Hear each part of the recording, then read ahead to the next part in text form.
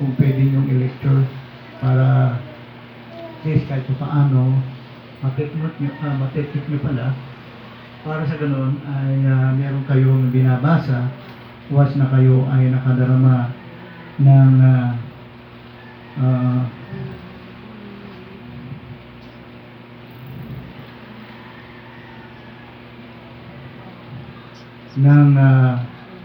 kalungkutan sa ating buhay Kristiyano. Okay?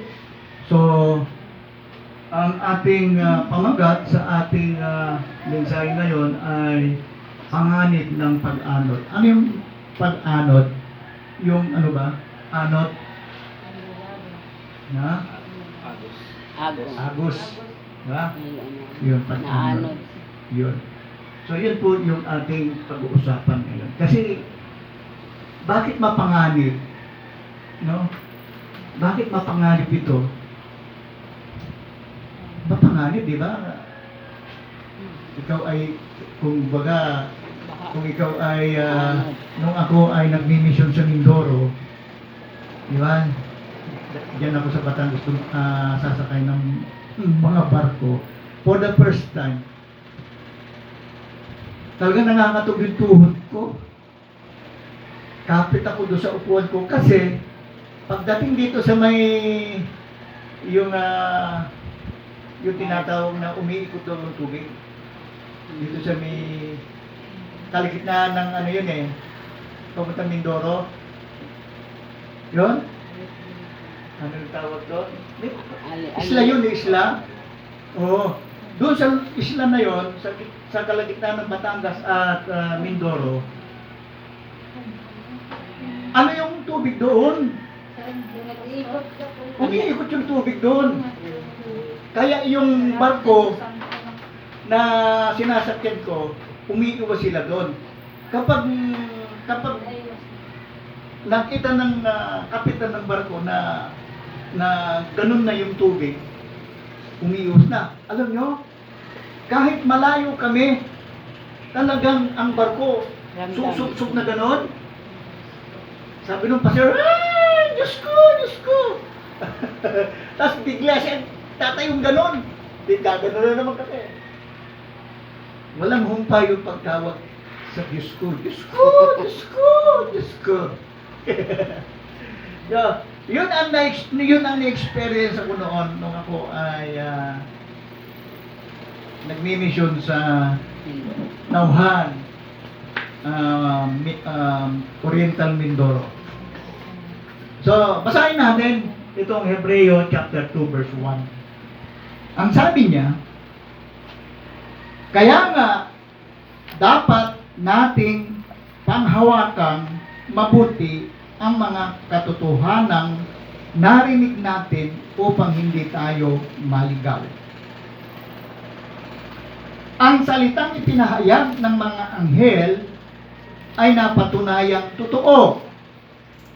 At ang bawat sumuway o lumabag dito ay tumanggap ng kaukulang parusa. Gayon din naman, hindi tayo makakaiwas sa parusa kapag hindi natin pinangalagahan ang kaligtasan ito na napakadakila. Ang Panginoon ang unang nagpahayag ng kaligtasan ito. At ang mga nakarinig sa Kanya ang nagpatunay sa atin na ito'y totoo.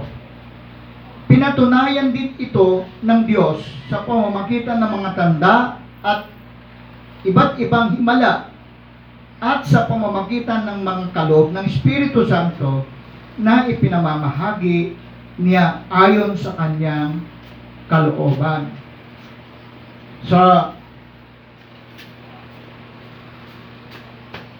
Napakadakila ng mga talatang ito na inihayag ng ating Panginoon sa buhay ng mga Hebreo. Kaya mapapansin natin na balikan natin yung history ng mga Israelita. Di ba?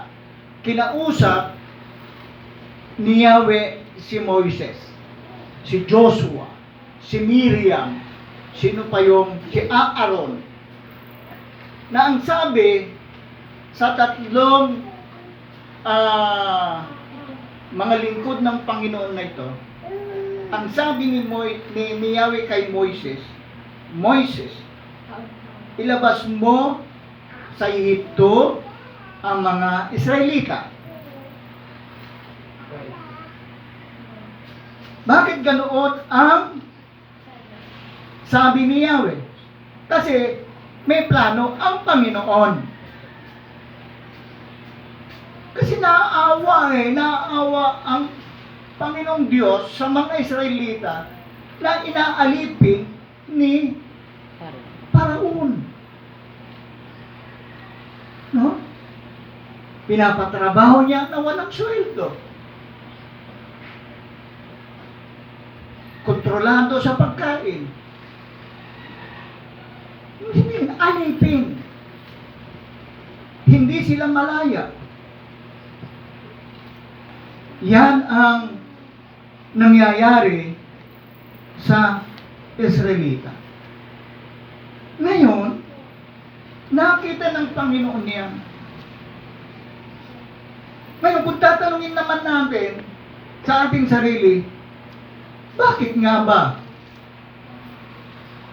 Kung ang mga Hudyo ay malapit kay Lord at nandun siya, bayan niya yung Israel, bakit niya pinabayaan ang mga Hudyo na maghirap o maalipin ni Paraon? Kasi, kung mababasa natin, ang mga Israelita, naging mayabang sila sa kanilang sarili. Kasi, bakit sila naging mayabang? Kasi ganito, total, nasa atin naman ang Diyos eh. Diba? Pag-aari tayo ni, ibig sabihin, atin itong Israel. At ang kaligtasan ay nasa atin. Ang Diyos ay nasa atin. So, ang mga Israelita, ang mga Hudyo, ay naging mayabang sila sa kanilang sarili. Sa kanilang pagyayabang sa kanilang sarili, so binigyan sila ng lesson o aral ng ating Panginoon na ganito ang gagawin ko sa inyo. Dahil sa inyong kayabangan sa inyong sarili, ito ngayon ang pagsubok na gagawin ko. So, ang ginawa ng ating Panginoon ay pinalubusan niyang pinaalipin ang kanyang mga angkan, ang mga Hudyo, sa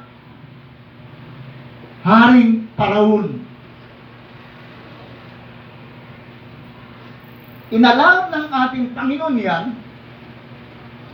para magdusa, magkaroon ng aral ang mga Hudyo para hindi sila makapagyabang. Ganun pa man, although sila'y nakakaranas ng kanilang kahirapan, ang mga Hudyo, ganun pa rin yung kanilang mga ugali. Nagmamatigas pa rin sila kay Yahweh. Kita nyo na, oh? Kaya, bagamat ganoon ang ginagawa ng mga Hudyo o Israelita, na pinagmamataasan nila ang Diyos, nandun pa rin yung kanyang pagmamahal sa mga Hudyo. Kaya, hindi na maatid, hindi na masikmura ng ating Yahweh ang mga nararanasan ng mga Hudyo. Kaya, sinabihan siya ni Moises, si Miriam, si Aaron, kayo, ang mga kakausap kay Paraon, nag-ilabas na ang mga Hudyo sa Ehipto. Pinalubos ng ating Panginoon yan sa pamamagitan ni Moises. Kaya't kinausap ni Moises si Paraon, Paraon, ang sabi ni Yahweh, palalayain mo na sa pagkakaalipin sa iyo ang mga Hudyo. Sino ba ikaw para magputo sa akin? Iyan ang sabi ni Paraon kay Moises. Ang sabi ni Yahweh, paano mo mapatunayan na inuutos ni Yahweh na palayain ko ang mga Hudyong ito, mga Israelitang ito? Paano mo mapatunayan? Sige nga.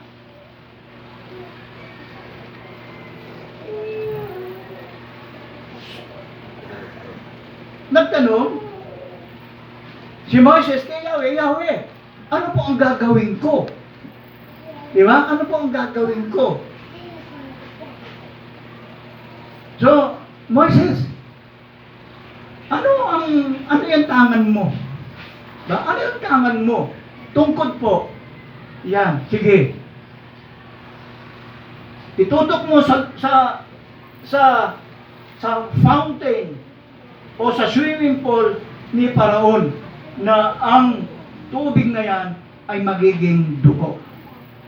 Ginawa niya. Naging dugo. Dahil meron namang mga albularyo,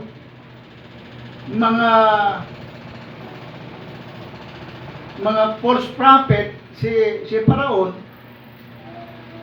nagawa din nila na mag-provide ng dugo. Pero yung mga sumusunod na himala na ginawa ni Moises kay Paraon, hindi na nagawa ng mga albularyo o mga false prophet ni Paraon.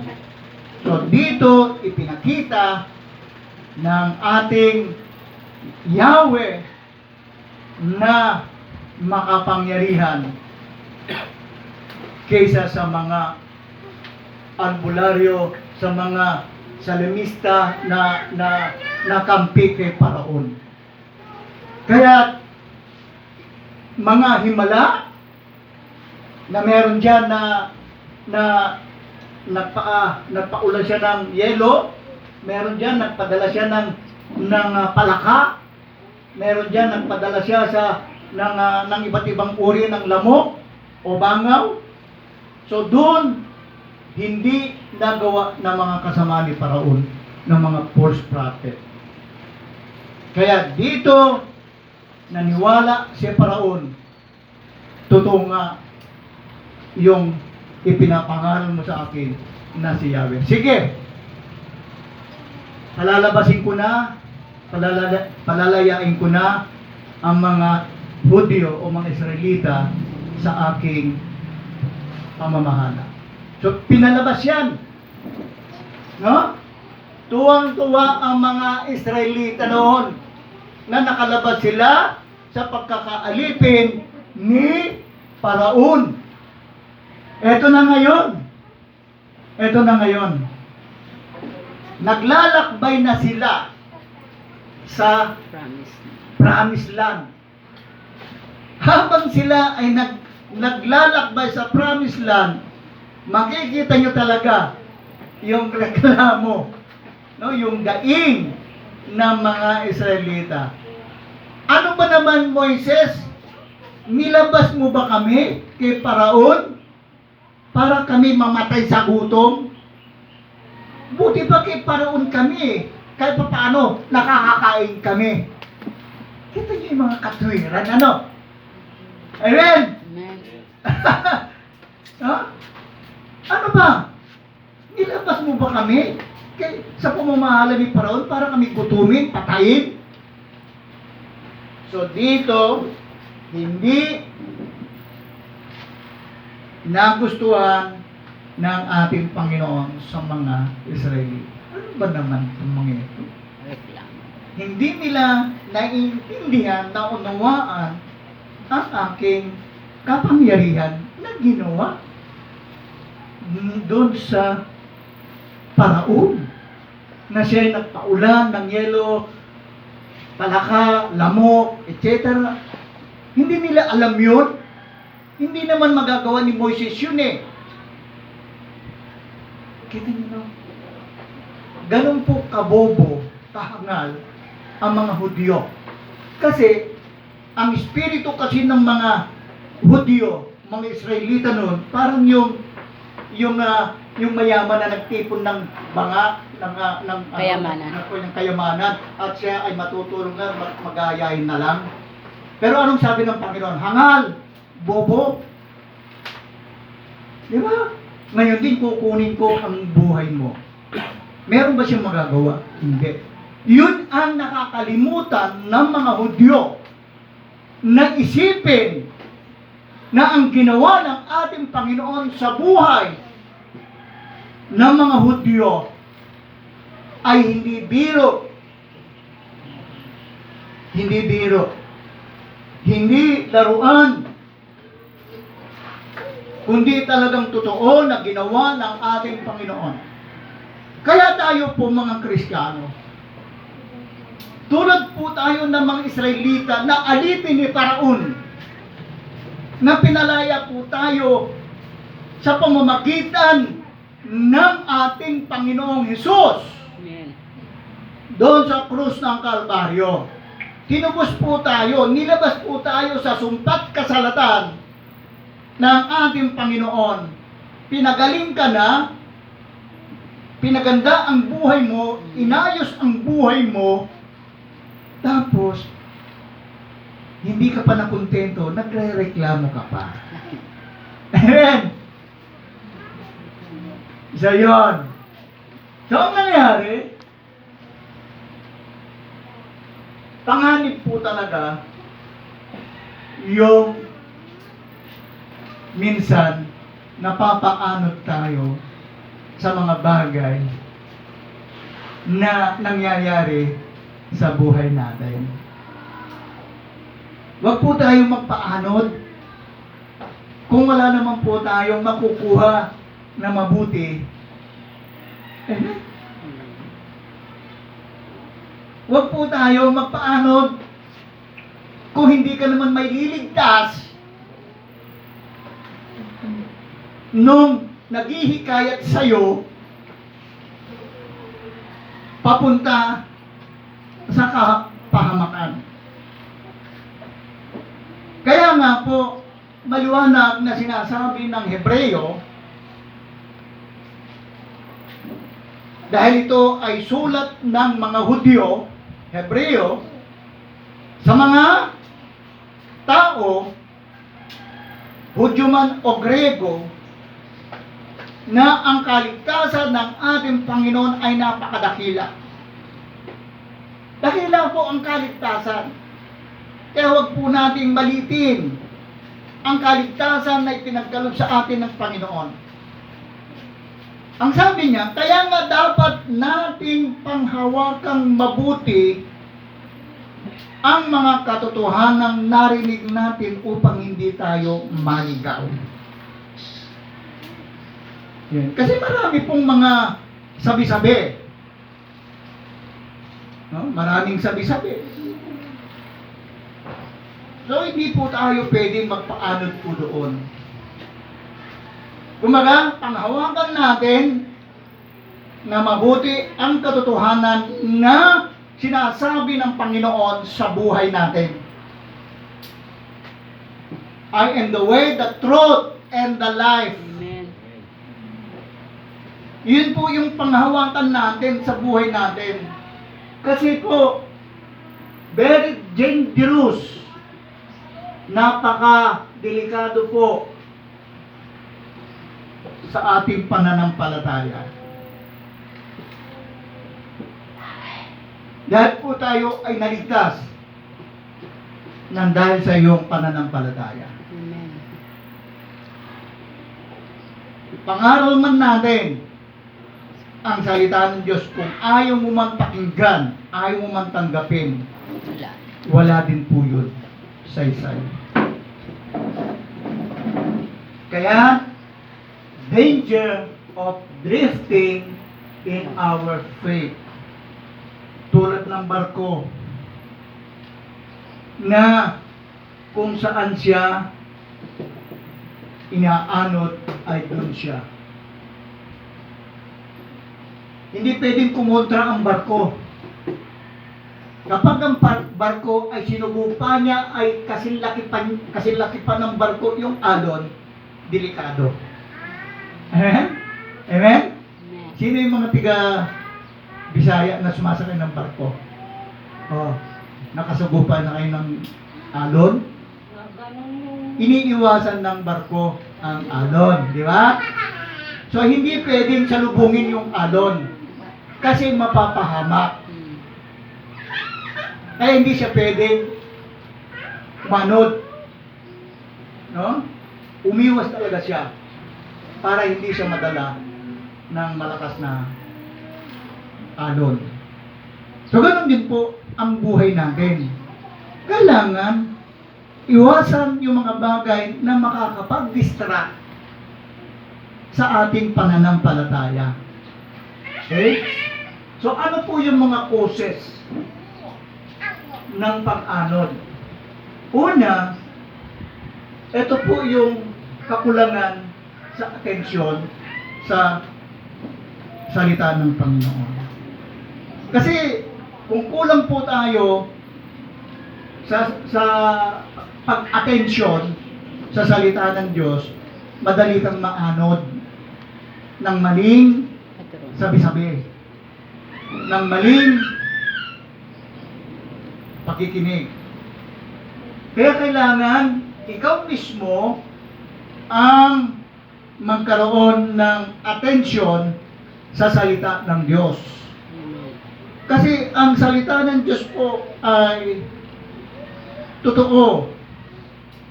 Hanggang sa kalit-liitang letra ng salita ng Diyos ay hindi magkakabula. Totoo po yan. Kaya bigyan po natin siya ng atensyon ang salita ng Diyos. Kasi darating yung panahon, kukunin ng mga mararahas na nakasakay sa kabayo ang lahat ng Biblia sa inyong tahanan. Kaya kailangan meron na kayong memory verse na tangan nyo sa inyong puso't isipan kasi mangyayari ito kukunin ng mga nakasakay sa kabayo na ang dala ay ang espada nila na handa silang pumatay, pugutan ng ulo yung mga pag hindi ibinigay yung gusto nila. Mangyayari po yan mga kapatid. Hindi ko po kayo tinatakot, kundi ito ay paalala sa atin na tayo ay panghawakan. Ang sabi niya, kaya nga dapat nating panghawakan mabuti ang katotohanan. Wala nang ibang katotohanan kundi ang salita ng Diyos. Amen. Pwede mong pabulaanan sa sarili mong bibig. Pwede kang magsinungaling sa sarili mong bibig. Pero ang salita ng Diyos ay hindi po siya nagsisinungaling. Ito po ay totoo niyang ipinapangaral ang mga mapanganib na mangyayari sa buhay ng mga Kristiyano. Sino po yung nanonood ng Seeking the Lord? Diba?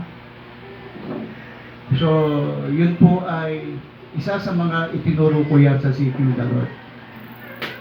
Yung kahalagahan ng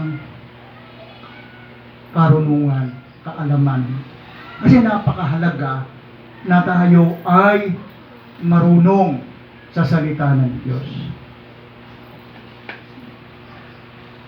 Amen? Kasi kapag meron kang alam sa salita ng Diyos, hindi po tayo napapaanod ng maling doktrina, ng maling pangangaral. Dahil meron kang alam, marunong ka sa salita ng Diyos. Maraming ngayon nangangaral, ginagamit ang Biblia, pero ginagawa nilang negosyo. Ginagawa nilang hindi totoo ang Biblia. Diba? Kita mo, Biblia o salita ng Diyos, ginagamit nila, pero inaangkin nila na sila daw ay anak ng Diyos, sila daw ang Kristo, sila daw ang kaligtasan, at sila ang may-ari ng buhay nyo. Million o thousand ang sumasamba dito. Kita nyo? Eh kung wala kang alam sa salita ng Diyos, madali kang mapaanod ng maling katuruan. Amen?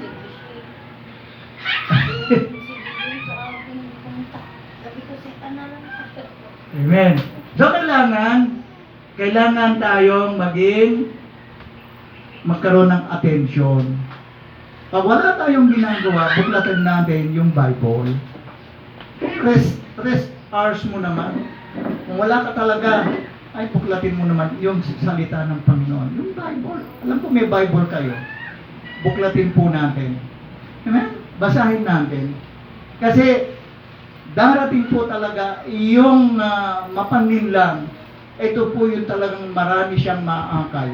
Marami siyang madidisip o malilinlang sa kaniyang pananalita. Meron pa ngayon, no? Marami ngayon sa social media yung tinatawag nilang sayon. Ang ipinapangaral, ito Bible din ang kanilang basihan, pero hindi sila naniniwala sa Holy Spirit. Wala silang Holy Spirit. Wala silang Ama, si Jesus lang. Bible ang kanilang itinuturo. So, kung wala kang alam sa salita ng Diyos, di ba? Mga pastor pa ang nadidisip dito. Yung mga nag-aral pa kuno ng mga professional, sila pa yung nadidisip. Di ba? E tayo pa kaya? Dito lang sa bahay. Eh kung matukyan, o kami po, yung mga ang sabi po ng Biblia, kasi wala kang alam, wala kang pangontra doon sa kanila, kagad mong pinaniwalaan, yari ka na. Ganyan po yung nangyari sa Golden. Yung mga kabataan na akay ng maling katuruan. Dahil hindi nila pinanghawakan yung katotohanan na ipinapangaral sa kanila. Laganap yan. Kita nyo, kakatok sa inyo yan.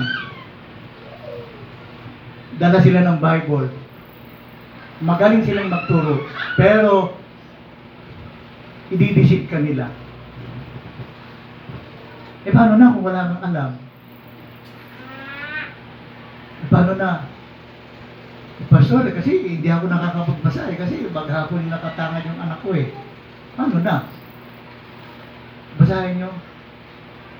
Maging masipag. Bigyan natin ng atensyon yung salita ng Diyos. Maraming mga false teaching. Maraming kumakatok sa tahanan na ang dala ay ang kanilang inaaniban. Kita nyo, sila lang daw ang binigyan ng kapahayagan ng Diyos. Sila lang daw ang may karapatan na magturo sa salita ng Diyos. Kita niyo yung mga ganun na alok. Oh. Kita niyo? Kaya, mapapansin natin na ito yung mga tinatawag ni Habakuk na para silang kabayo na rumaragasa. Na ang tangan nila yung kanilang itak para patayin yung espiritu ng katotohanan sa buhay natin na ipinagkaloob ng ating Panginoon doon sa krus ng Kalbaryo. Amen. Pero mapanganib po. Huwag tayong basta-basta paanot sa maling katuruan na nangyayari ngayon. Ito ngayon. Bakit marami ang ayaw sa katotohanan? Yan ang tanong. Bakit nga ba, Pastor? Kasi marami ang magre-reject sa katotohanan. Ayaw nila sa katotohanan. Ayaw nila sa kabanalan. Ayaw nila sa katwiran. Ayaw nila sa Diyos. Ayaw nila kay Kristo. And ang gusto nila, yung Diyos na magdadala sa kanila sa kapahamakan. Paano na kung kulang tayo sa kaalaman at karunungan patungkol sa salita ng Panginoon? Madali po tayong maakay ng maling katuruan o doktrina. Marami po ang napapahamak dito. Kaya mag-ingat po kayo. Hindi natin alam, bukas o makalawa, ay may kakatok sa inyo. Kami po ay missionary.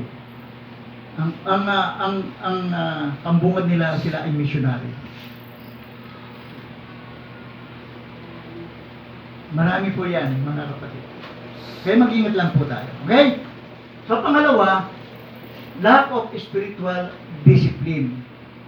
So, minsan kasi, tayo ay walang tayong spiritual discipline.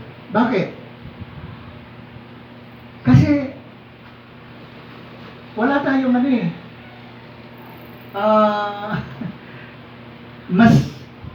mas malakas yung alon na talagang inaanod tayo doon sa mga bagay na ikakapahamak natin. Kasi ang gusto kasi ng mga iba ay talagang umanib tayo sa ayunan natin yung mga bagay na talagang makapagpapahamak sa bawat isa. Pero ang sabi po ng Proverbs, Kawikaan chapter 4, verse 23, ang sabi niya, ang isipan mo'y ingatang mabuti at alagaan, pagkat iyan ang siyang bukal ng buhay mong tinataglay. Ibig sabihin, ay kailangan mong pag-ingatan ang iyong isipan. Diba? Ingatan mabuti at alagaan. Huwag tayo basta-basta magpapatangay. No? Kung mo siya ay naka-Amerikana, kung mo siya ay